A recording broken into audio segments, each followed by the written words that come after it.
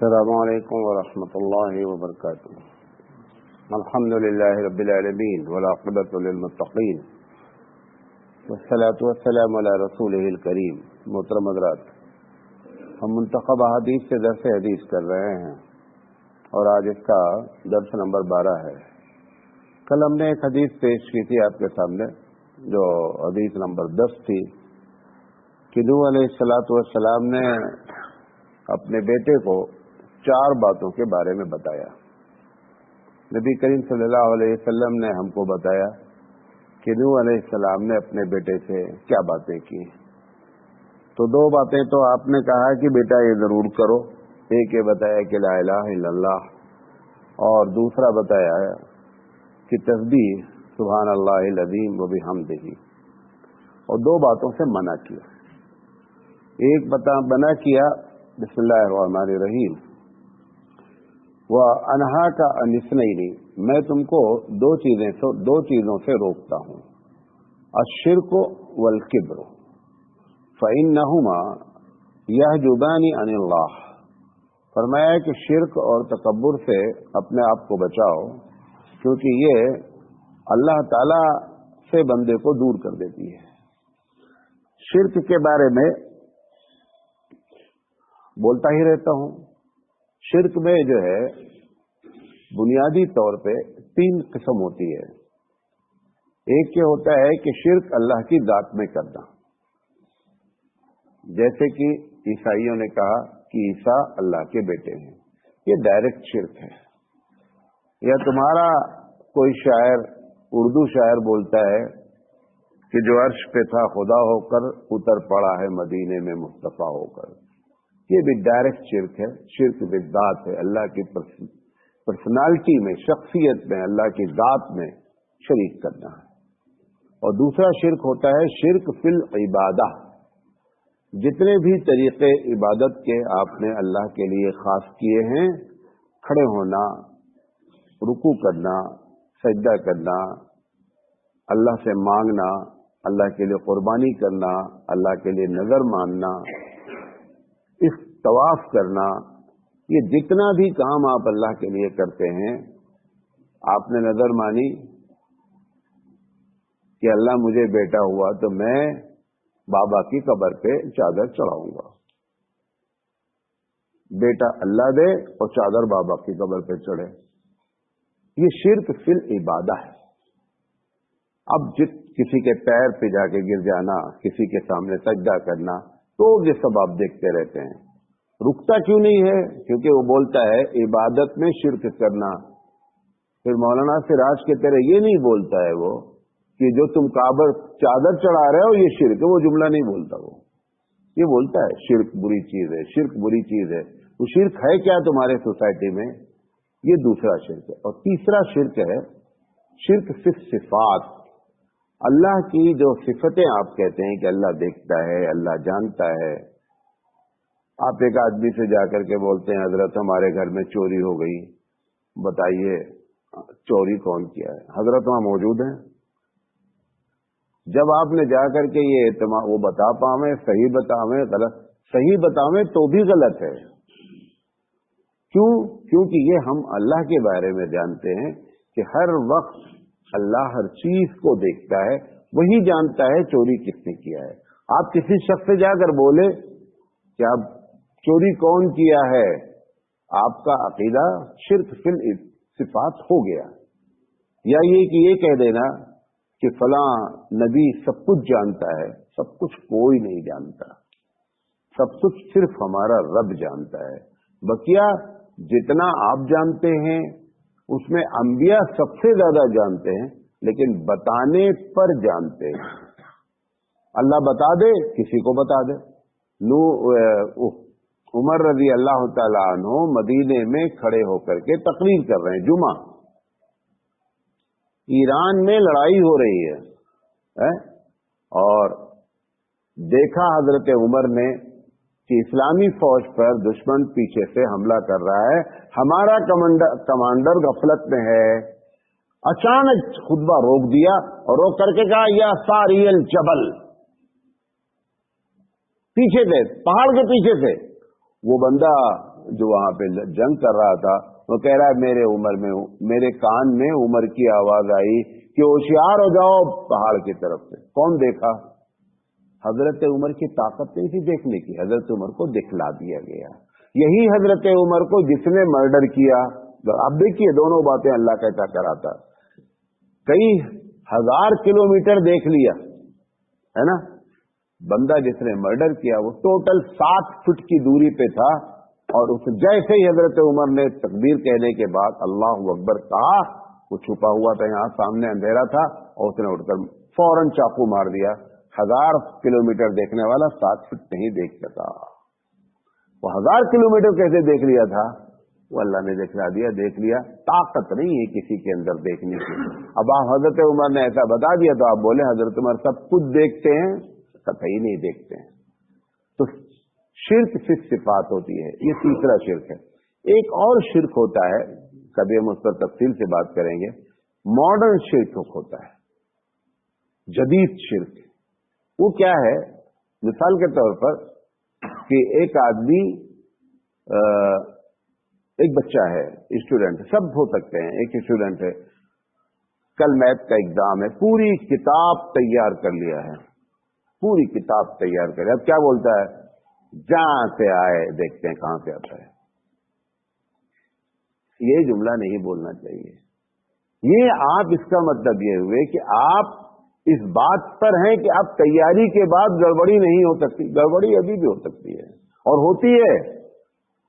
گاڑی میں ڈیزل بھرا ہوا ہے، فل ہے، گاڑی نہیں ہے، 0 میٹر ہے، ہمیں کہاں چلنا ہے؟ جہاں کہو وہاں پہنچتا ہوں. پہنچتے نہیں، پہنچائے جاتے ہیں. اسباب ہو جانا، غور سے سنیں ایک جملہ، اسباب ہو جانا اور اسباب پر 100% ڈپینڈ ہو جانا، یہ ماڈرن شرک ہے. سائنس نے یہی کیا. سائنس نے اسی شرک کو جنم دیا کہ اگر 2 چیزیں کوئی ایسی ہو جائیں گی تو ہر حال میں اس کے نتیجے برآمد ہوں گے. ہمارا کہنا ہے کہ ساری چیزیں ہو جائیں، ابھی بھی نتیجہ کس کے ریموٹ ہاتھ میں ہے؟ رب ذوالجلال کے ہاتھ میں ہے. یہ مومن ہے، وہ سائنسدان ہے. وہ کہتا ہے نہیں، آگ لگا دی گئی تو آگ کو لگنا ہی لگنا ہے. ہم کہتے ہیں کہ آگ لگنا بھی منحصر ہے کس کے اوپر؟ اللہ کے حکم پر. چھری کا کام کاٹنا ہے، لیکن چھری کاٹتی ہے کس کے حکم سے؟ اللہ کے حکم سے. اسماعیل کی گردن پہ چھری نہیں چل سکی. آگ کا کام ہے جلانا، ابراہیم علیہ السلام کو نہیں جلا سکی. تو یہ کیا ہے؟ یہ ماڈرن شرک ہے. بہرحال تو ایک چیز منع کیا بیٹے کو کہ شرک نہیں کرو. دوسری چیز فرمایا کہ تکبر نہیں کرنا بیٹا. تکبر کے بارے میں 2 باتیں آپ کو بڑی اہم بتانا چاہتا ہوں. لوگ سمجھتے ہیں کہ اپنے آپ کو بڑا جاننا تکبر ہے. یہ تکبر نہیں کہلاتا ہے. تکبر میں لازم ہے خود کو بڑا جانے اور سامنے والے کو حقیر جانے، ذلیل جانے، تب تکبر ہوتا ہے. ایک عالم ہے، ایک طالب علم کے مقابلے میں وہ جانتا ہے میں ان سے زیادہ جانتا ہوں. ایک سینئر ہے کسی فیلڈ میں، انجینئر ہے، 50 سال کا اس کو تجربہ ہے. وہ نئے آنے والے انجینئر کے بارے میں جانتا ہے کہ میں ان سے زیادہ جانتا ہوں. یہ نیچرل چیز ہے، یہ نیچرل چیز ہے. یہ تکبر نہیں ہوتا ہے. تکبر کیا ہوتا ہے کہ آپ نے جانا کہ یہ جو آیا ہے اس کو حقیر جانتے ہیں. وہ کوئی رائے دیتا ہے بڑی اچھی، چل بیٹھ، کل کا چھوکرا آ کر کے ہم کو مشورہ دیتا ہے. یہ تکبر ہوا، کیونکہ چھوٹا آدمی بھی بڑی بات کر سکتا ہے. بھلے آپ بڑے سینئر ہیں، ان ایوری فیلڈ تو کوئی ہوتا نہیں ہے. جس فیلڈ میں آپ سینئر ہیں، لیکن ہو سکتا ہے کہ ایک بہت چھوٹا سا آدمی بڑی اچھی بات ہے. میں ایک میٹنگ میں تھا، ایک بہت بڑے آدمی تھے، تو ایک صاحب نے بڑی اچھی بات کہی، مشورہ دیا. انہوں نے ایک جملہ بولا، کہا اگر یہ چیز اچھی تھی تو مجھے سمجھ میں کیوں نہیں آئی؟ اب آپ دیکھیے یہ جملہ کہ اگر یہ بہت اچھی چیز تھی تو سب سے پہلے اچھی چیز کس کو سمجھ آنی چاہیے تھی؟ مجھے سمجھانی تھی. میرے دماغ میں کیوں بات نہیں آئی؟ یہ تکبر کا پہاڑ ہے، یہ تکبر کا پہاڑ ہے. تو تکبر میں جو تعریف ہے حدیث کی روشنی میں، जिस चीज पर आप तकब्बुर कर रहे हैं उसको समझे कि ये मैंने अर्न किया है, अल्लाह ने नहीं दिया है, मेरे अंदर सिफत है। फिर अपने आप को उससे बड़ा जानना और सामने वाले को क्या जानना, हकीर जानना। अगर ये तीन चीजें पाई जाएंगी तभी तकब्बुर होगा, अदरवाइज तकब्बुर नहीं होगा। ये बहुत से लोग गलत फहमी में मुब्तला होते हैं कि बहुत बड़ा अपने आप को जानता है। भाई बड़ा है तो बड़ा जानेगा यार। भाई एक आदमी करोड़पति है, दूसरा एक आदमी जो है वो कम पैसे वाला, वो ये नहीं जानेगा कि मेरे पास ज्यादा पैसा है। इसमें कौन सा तकब्बुर हुआ? ये तो फितरी चीज है। लेकिन सामने वाले को उससे जब वो हकीर जानेगा तो उसके साथ वैसा बर्ताव करेगा, उसी के साथ वही टोन में बात करेगा, बॉडी लैंग्वेज चेंज होगी, सब कुछ चेंज होगा, क्योंकि वो उसको दलील जानता है। तो बहरहाल बताना ये चाहते हैं कि जब तक आदमी दूसरे को दलील नहीं जानेगा तकब्बुर नहीं होगा। तकब्बुर मना क्यों है? तकब्बुर में 99% चांस ये है कि आपका जिस चीज में आप बड़ा जान रहे हैं और दूसरे को छोटा जान रहे हैं, हकीर जान रहे हैं, उस चीज को आपने खुद नहीं पैदा किया है। मिसाल के तौर पर एक आदमी बहुत अच्छी आवाज है उसकी, और अपने आप को जानता है मैं गुलकार हूं, बहुत अच्छा गाता हूं, लेकिन सवाल ये वो जिस पर आप नाज कर रहे हैं वो तुम्हारी है। एक आदमी ब्यूटी के कंपटीशन में जाता है, मैं बहुत खूबसूरत हूं, तुम खूबसूरत खुद बने हो। ताकत है, बहुत से लोग हाथ पैर हैं, ताकत नहीं है। ताकत किसने दी है? अल्लाह ने दी है। तो जिस चीज पर भी आप, कुरान ने तो एक जुमले में कह दिया एक जगह पर कि हर इल्म वाले से बड़ा एक इल्म वाला है, लिहाजा आप हमेशा छोटे हैं। देखिए उसका अंदाज देखिए, कोई भी ये नहीं कह सकता I am the master of this field, दुनिया वाले कह दें, लेकिन अगर तुम दुनिया में वाकई में सबसे बड़े हो तो भी किससे छोटे हो? तो भी अल्लाह से छोटे हो। और जिस चीज की वजह से बड़े हो वो खुद से नहीं बड़े हो, तो ना तो तुम्हारा कोई कमाल नहीं रह गया। और अल्लाह ने तकब्बुर के बारे में कहा अल-किब्रु रिदाई, तकब्बुर मेरी चादर है। क्या बोलता है? तकब्बुर मेरी चादर है। मतलब क्या है कि जितनी बड़ाइयां रब के अंदर हैं, ताकत के हर चीज, वो किसी ने उसको गिफ्ट नहीं किया है, किसी ने उसको दिया नहीं है, बल्कि वो खुद से सब कुछ है। लिहाजा उसको हक पहुंचता है कि वो अपने आप को बड़ा जाने। हमको कोई हक नहीं पहुंचता है कि हम अपने आप को बड़ा जाने और दूसरे को दलील जाने। आपने देखा नहीं है कि आपसे अच्छे नंबर लिया है एग्जाम में, ठोकरें खा रहा है? ऐसा है नहीं आपके साथ? आपसे ज्यादा गट्स रखता है, तिजारत में फेल है। ये सब हम रोजाना अपनी लाइफ में क्या है देखते रहते हैं। तो ये अल्लाह ताला इस बात को जो पसंद नहीं करता है, क्योंकि उसमें हमारा कोई कमाल नहीं होता है। तीसरी बात, अगर ये आइडिया आप लेना चाहें कि मेरे अंदर तकब्बुर है या नहीं है, तो कैसे पता चलेगा कि हम अंदर से, क्योंकि इन तकरीरों का मकसद क्या है? अपनी इस्लाह मकसद है। आपको कैसे आइडिया लगे कि मैं तकब्बुर है मेरे अंदर या नहीं है? आपको पहचान बताता हूं। पहली बात बता रहा हूं, एक आदमी को ये मालूम हो जाए कि मैंने गलती की है, मालूम हो जाता है 99%, ऐसा नहीं होता है। 99% मालूम हो गया कि मुझसे ये फॉल्ट हुआ है, लेकिन मानने के लिए तैयार नहीं हो। ये तकब्बुर ब्रेकर बन गया मानने के लिए, जबकि मालूम हो गया है। देखिए शैतान और आदम अलैहिस्सलाम का मामला।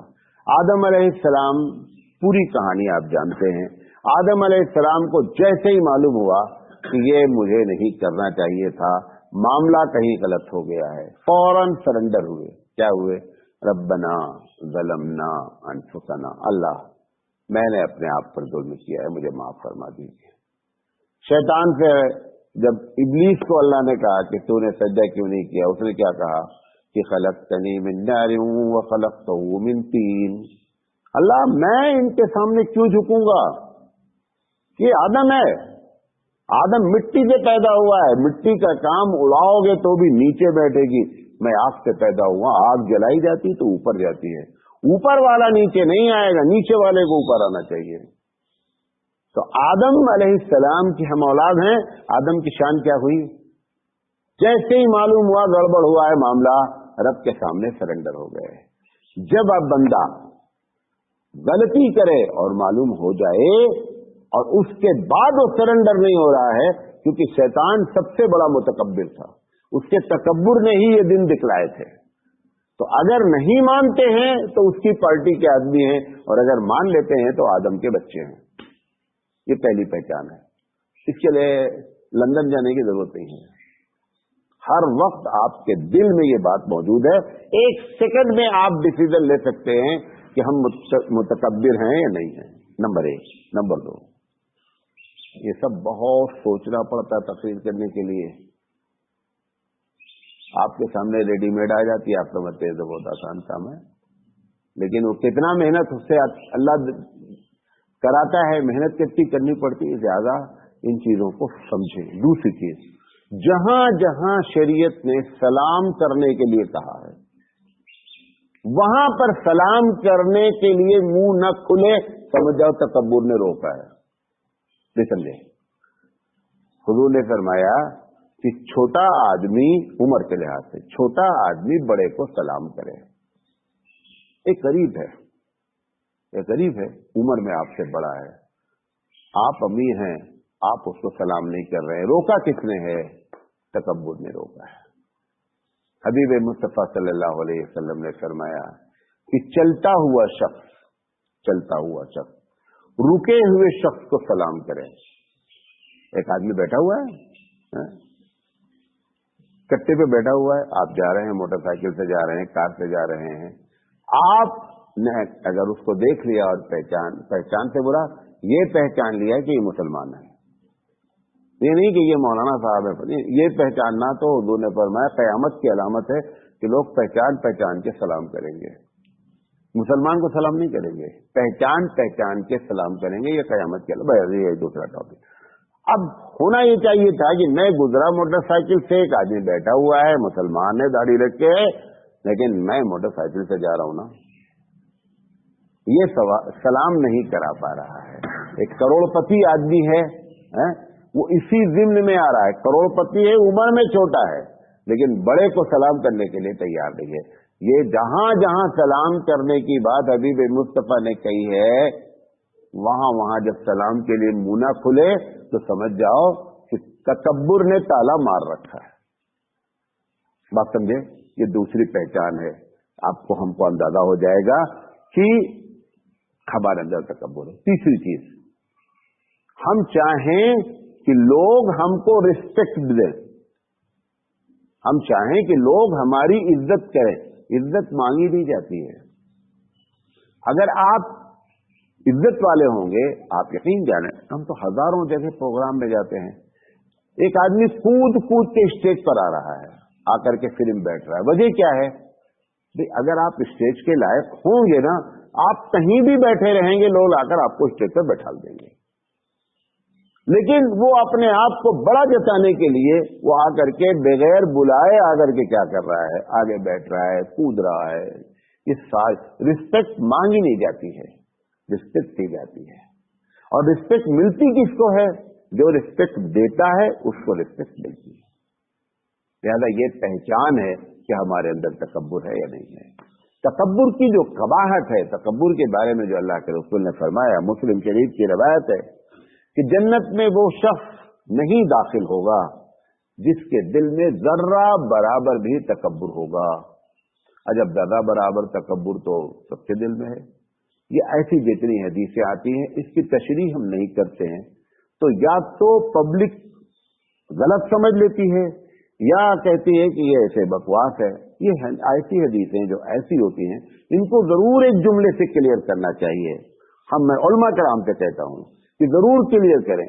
ये अल्लाह के रसूल फरमा रहे हैं कि जिसके दिल में जर्रा बराबर भी तकब्बुर होगा, मुस्लिम शरीफ की रवायत है, वो जन्नत में नहीं दाखिल होगा। मतलब क्या है? जब तक तकब्बुर की सजा भुगत नहीं रहेगा तब तक जन्नत में नहीं दाखिल होगा, अगर वो तकब्बुर की तौबा नहीं किया है। पूरी बात मुकम्मल हो गई। तकब्बुर आ जाना इंसानी कमजोरी है।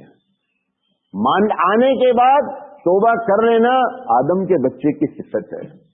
लेकिन अगर तौबा नहीं किया और मर गया तो ईमान वाला है, इस जन्नत में जाएगा, लेकिन तकब्बुर की सजा भुगतेगा जरूर, तकब्बुर की सजा भुगतेगा जरूर।